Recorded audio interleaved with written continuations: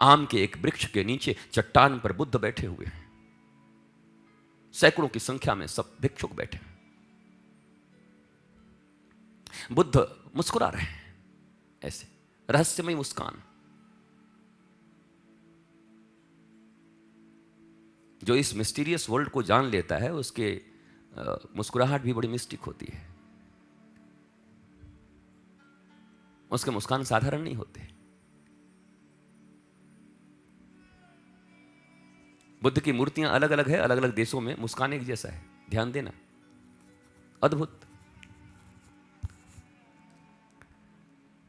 और फिर एक सफेद फूल उठाया बुद्ध ने।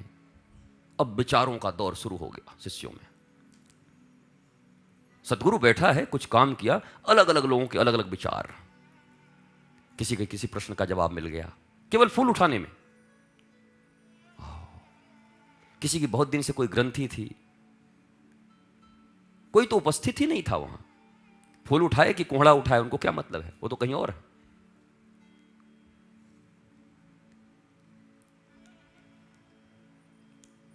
किसी को कायनात दिखने लगी, किसी को तो मानो ऐसा लगा कि आज प्रेयसी और प्रियतम का रूप ले लिया क्या बुद्ध ने, जबकि इन सबसे बड़े दूर रहते। उस भाव से देख रहा है। उसी समय सबसे पीछे बैठा हुआ एक भिक्षुक उठता है, महाकाश्यप आता है, देखता है बुद्ध की एक निगाह, करुणा भरी निगाह महाकाश्यप की ओर देखा। बदल चुका था वो, उसकी आंखों में ज्वाला थी। भरे दिन में माने कहीं दो और सूर्य निकल आए हों। बुद्ध ने देखा और घोषणा कर दिया, महाकाश्यप को महानिर्वाण, निर्वाण की प्राप्ति हो गई। बुद्ध हो चुका वो। खुसर पुसर शुरू हो गई। हो गया महाकाश्यप अहोभाव से डूबा हुआ है, न शरीर की सुधि न कुछ, आंखें जल रही हैं अंगारों की तरह, केवल अपने प्रियतम को निहार रहा है ऐसे करके। बुद्ध ने भुजा उठाई, बोला निर्वाण। महाकाश्यप बुद्ध हो चुके हैं। लोगों में खुसर पुसर चालू हो गई। ये तो अभी कुछ दिन पहले आया था और इन सब की आवाज था आनंद। विरोध में जितने भी आवाज उठते थे उसका आवाज था आनंद। इसलिए तो बुढ़ा होने के बाद बड़ी मुश्किल से बुद्ध ने कृपा की तो मिला इसको, नहीं तो कुछ मिलने वाला नहीं था।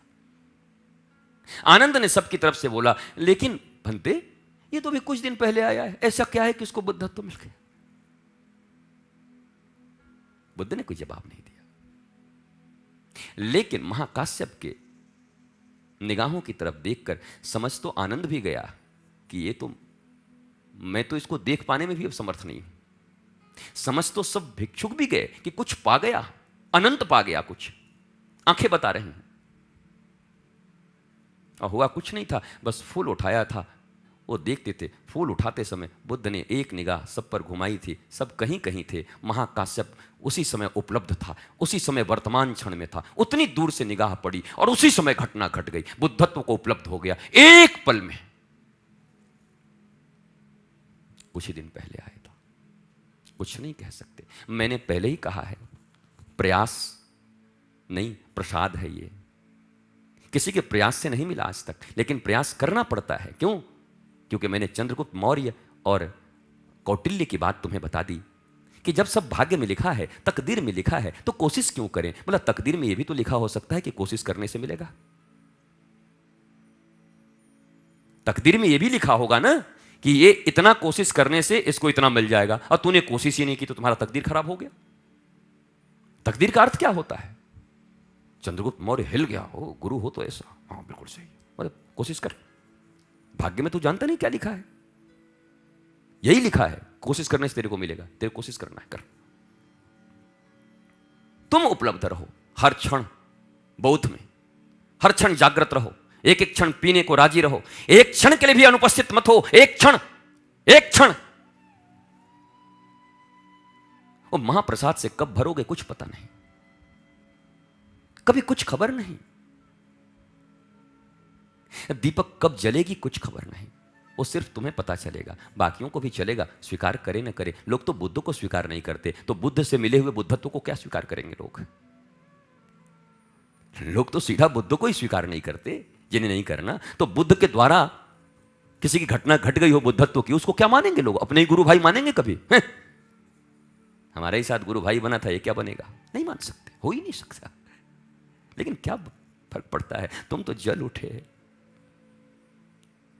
मिट गई करोड़ों जन्मों की प्यास तुम्हारी,